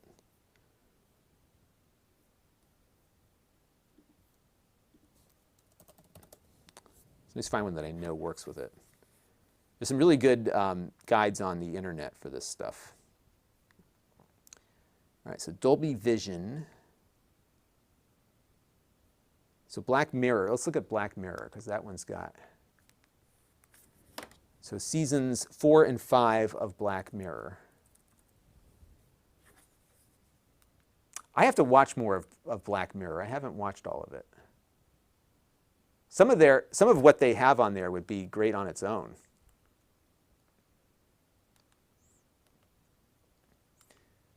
Yeah, the USS Callister was the one that I enjoyed quite a bit. Okay, so now I'm loading it up, and that's only coming in with HDR. Yeah, it's like just HDR10. So, see that? Which is weird because this TV supports Dolby Vision. So, what does that mean? Is it possible that it's not supported on that? So I'm going to have to dig in a little bit more on that. All right. Well, I think I'm off to a good start, though, and this thing seems like it's decent enough.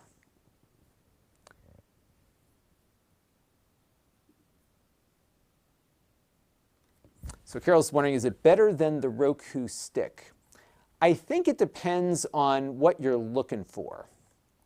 So here's my overall recommendation that I typically give on these things, is if you don't need the apps, then the Roku is good in the sense that it just plays back content. It's simple to use. It just works. I think it offers the easiest path to getting everything set up. And they've largely, and this is changing, but Roku has largely been agnostic as to the content provider. So they have been mostly focused on just getting you the app so you can watch stuff. Now Roku's doing its own content, so that's going to probably change. So, you know, it's 6 of one, half dozen of the other. The good news is that now, because this hasn't always been the case, but if you look at like the supported applications or the supported apps, the Fire TV Stick and the Roku play everything. They play Apple TV, the HBO, YouTube. So the support is kind of universal at this point. So I think that, you know, that's kind of a good indicator as to what you can expect. But, you know, it's like I said, it's kind of 6 of one, half dozen of the other. I would say I like the Fire Stick because it does install apps. So, you know, if you wanted to play around with Android stuff, the Fire TV is probably better for the more technically oriented. But I think there's less aggravation with the Roku because it just plays the apps. And that's what Basic Pixel is saying here, too. You can sideload a lot of Android stuff on it because it is Android, after all. So, but yeah, the NVIDIA Shield is still the best. And I still use the 2015 Shield on most of my TVs. I do have the newer one. So on my OLED, I did get the new NVIDIA Shield because that supports Dolby Vision with some of the apps that support that. But as I mentioned, the NVIDIA Shield is not doing the frame rate switching automatically. And I think that's an issue there. Good Times is wondering, does the Fire Stick have good RAM? It has better RAM than it did. So this one now has 2 gigs of RAM versus 1.5 gig on the prior version. So it's still not, you know, up to the level that you would see with the other stuff. PC Phil loves his Fire TV Stick 4Ks. Yeah, they're great.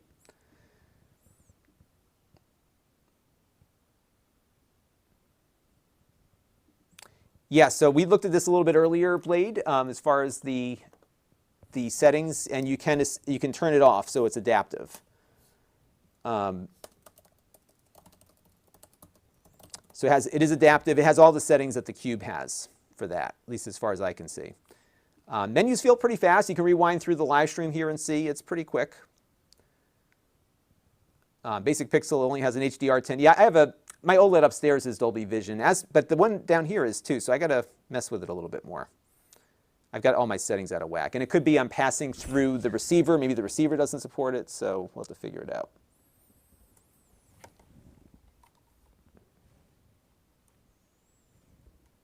So we will get it all figured out. All right. Well, everybody, this has been a fun stream. And I've got a good start. My hope is to really hustle tomorrow and try to get 2 things shot. The review of this and the review of a laptop that's been in the hopper for a while. I was thinking about maybe starting the laptop this afternoon, but I'm not sure about that. We'll see. Yeah, we're in good shape here. So I appreciate the support on all of that. Hey, Elias Saba is here. So everybody needs to check out Elias Saba's website, aftvnews.com. And Elias, we used your app to sideload a bunch of stuff on here. Downloader is a must-have. And Elias says that Prime Video, Plex, Kodi, and MRMC are the only apps that do frame rate switching on Fire TV. So that's probably it. But yeah, Apple TV Plus has been, so my 2 frustrations with frame rate switching on my TV upstairs have been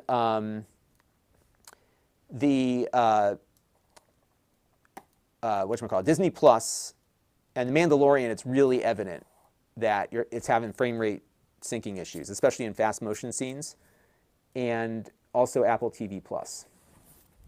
So, hey, Elias, are you going to CES this year? Let me know, because I'm heading down there. Eric's Variety Channel is going to come up for Retro World Expo. Awesome. Well, say hello when you're visiting, because I will be there. And it's going to be fun. I'll be there with Metal Jesus is going to be there, and Pat the NES Punk. It's actually a pretty good crew. Oh, the Gaming Historian is going to be there too. So people that I watch all the time are going to be there. I get to hang out with them and be a fan and a colleague. So it's going to be cool. So Elias hasn't. Yeah, I'm still like. I booked, so I didn't book any flights yet. I did book my, my credentialing for CES.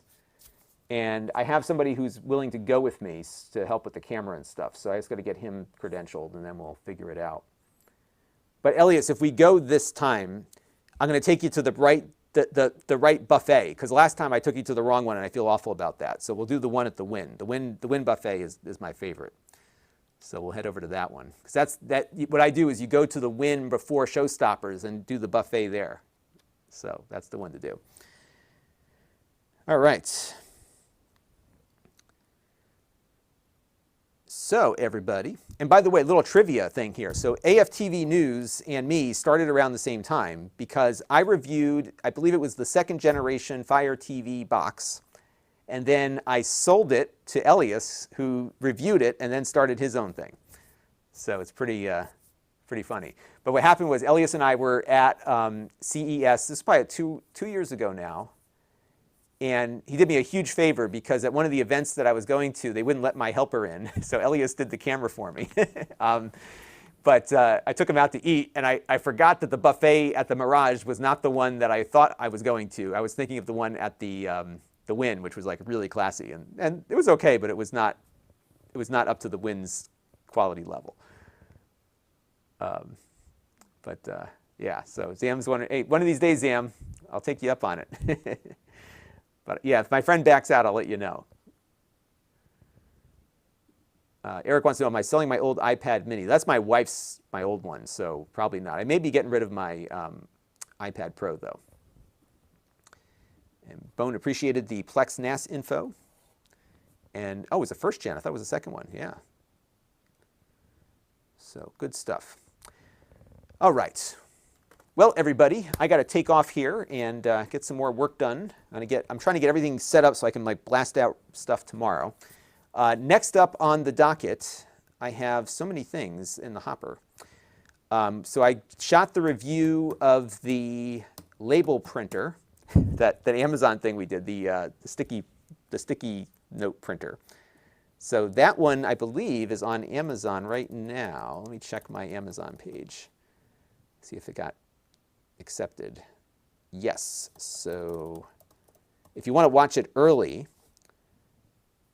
you can go to Lon.TV/Amazon shop and watch my Amazon Smart Sticky Note review right now. It's up there right now. It'll be up on the YouTube channel probably tomorrow because the current video on the iPad mini is doing really well. So we'll have that. And then on the Extras channel, I did an update on the Backbone controller. So I had that Backbone controller for the iPhone, and I got the iPhone 13, which didn't fit in it. So we got, I 3D printed a part that Backbone made available to everybody, and it fixed the problem. It's really cool, so check it out. So that's up on the Extras channel, and you can also find that on my Amazon page. So Lon.TV/Amazon shop. And if you don't mind, head over there because I need more followers there, as always.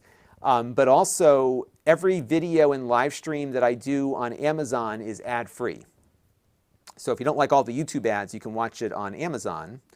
And I don't change much. We don't do the wrap-up on Amazon because it's not tied to products. But all the other videos go up there. And the only thing that changes on the videos that go on Amazon is that I can't mention pricing. But otherwise, the content is the same. So check it. Actually, I can show it to you right here. Let me show you what it looks like. So this is what I have to spruce it up a little bit, but this is my Amazon page here. So you see the live stream goes right now, it goes like right on the page. So if you follow me, this is Lon.TV/Amazon shop. If you click the follow, you'll see a follow button like over here somewhere. And it'll notify you through the Amazon app whenever I go live. And then here's all my videos. Isn't that cool? So you can just kind of scroll through all the stuff that I've put up. And this is like a consolidation. So, you know, for example, this video about the backbone adapter, which you'll see in a few minutes. But some of these are extras channels videos. So some of these don't appear on my main channel, but I just put them all up on Amazon together. And then I've got like these idea lists of different things that I've done, you know, like when I'm doing a, you know, thing about whatever. I consolidate a bunch of stuff together. So yeah, some cool stuff on there. I'm going to start doing the photos also because you can add photos to the mix. But it's neat how that works. And then if you go to Lon.TV slash, let's see, it's Lon.TV slash Amazon Live. That page is like an archive of my live streams. So when you go here, like the most recent live stream is up, and then you can scroll through all the old ones. So these are all on YouTube also because I simulcast both, but that's how that works. So good stuff. All right. Well, everybody. Hey, Smoke Monster, well, we got everybody here. All of the moderators are in the house today. And, oh, good. Yeah, thank you, Elias. I'll definitely send you a text. I haven't run into any real issues yet that aren't my fault. So it feels pretty good. I will say, so here's my summation. I think the big improvement here is not so much its performance, but the Wi-Fi connectivity. I think that's the big story on this one, because as we saw, if you've got a proper Wi-Fi 6 connection, it's going to deliver performance over Wi-Fi that for this device is better than Ethernet. That's my takeaway. So that's how that works. Hey, Smoke Monster, you should come out to Retro World Expo. Because I know that, oh, Bob from Retro RGB is coming to Retro World Expo also. So a bunch of us will be there. Javier wants to know, how does it compare to the Fire TV, the original Fire TV? I'll show you exactly, or the Cube. So it does not compare with that. And it's hard here. And, you know, Elias made a really good point in his review, which I read earlier today, which is that, you know, benchmarks can tell you some things, but, you know, they're not like, for these devices, you're not pushing them to their limits all the time. But if you're curious, this is the Fire TV Cube score. This is the 3D Mark, this is the slingshot test. And this is what we use generally to measure our TV boxes and Android devices, primarily because I have been looking at these things for so long, and this is a benchmark that I can run on current devices and older ones. And of note here, the NVIDIA Shield TV, where did it go? Let's go find it on my list here. NVIDIA Shield 2015. It's in like the 5,000. Yeah. So this is the NVIDIA Shield 2019 edition. The 2015 is in here. Shield TV 2015. So 5,132 on this test, and that was back in 2015 when we first ran this. Okay, and it's still the best after all these years. So here's the Fire TV second gen Cube, and then here is the 4K Max. So this is one we just looked at. I'm going to make this yellow also. And you go to lon.tv/benchmarks and you can look at this on your own. So this is the 4K Max on that test, and then this is the current Fire TV Stick 2020 and the Fire TV Stick 4K. So it's a bump in performance on this benchmark. But what I'm finding is that, and this is true of the test we did a little bit earlier with the HD Home Run, is that it feels, from a networking perspective, that the Wi-Fi is much better. Because not only were we able to watch live TV pretty seamlessly, we were also able to stream a 4K Blu-ray over Wi-Fi at full bit rate to the thing, and it played back fine. The only issue is that it doesn't pass through the Atmos audio. So that, I think, is what what I see as the bigger change here. Mary Joyce wants to know, does it have a rechargeable remote? It does not. However, you could, if you wanted to, buy some rechargeable AAA batteries and you're good to go. But it is not a rechargeable remote, and that is the remote that you get with it. And Elias is saying that, yeah, I would believe this too, that the apps launch quicker, 45% faster. So I think there'll be some, some quality of life improvements here, especially when you're at 4K.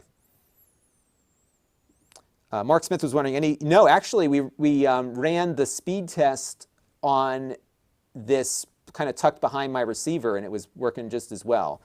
However, in fairness, and this is like one of those your mileage will vary statements, my Wi-Fi is in the ceiling right here, so I'm in a kind of an ideal scenario, and it was the only thing on the network. So all the usual issues with Wi-Fi still kind of remain. However, one thing that is good about Wi-Fi 6 is that it handles multiple clients better than older versions of Wi-Fi. So if you are in a Wi-Fi 6 network, I think you can support more at the same time.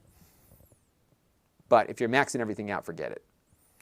And I will say also that, and another just note here, on the Wi-Fi test, you saw we got about 360 megabits in both directions.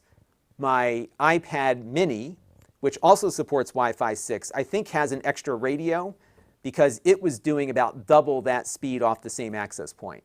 So but for 4K streaming, 360 megabits per second is more than enough. In fact, it's more than what a Blu-ray requires. So the speed is adequate. But like I said, this is not going to be, normally what I recommend to people is if you really want the best performance, plug in Ethernet. I'm not going to recommend it on this one because this one does better on Wi-Fi than it does on Ethernet because it's still dealing with the little USB 2 connector on board. So that is the one difference in recommendations here, I would say, on that front. So yeah, I think I've got enough to work with here. And it's still just 32-bit apps, Elias, if I'm not mistaken.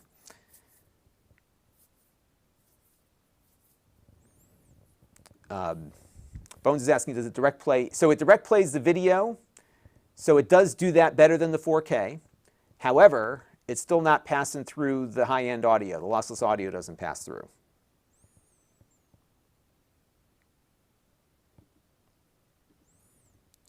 And so it's funny, Smoke Monster. I was jealous of your speeds for a while because I think you have a fiber connection in your place because you were doing like those 4K streams before. So.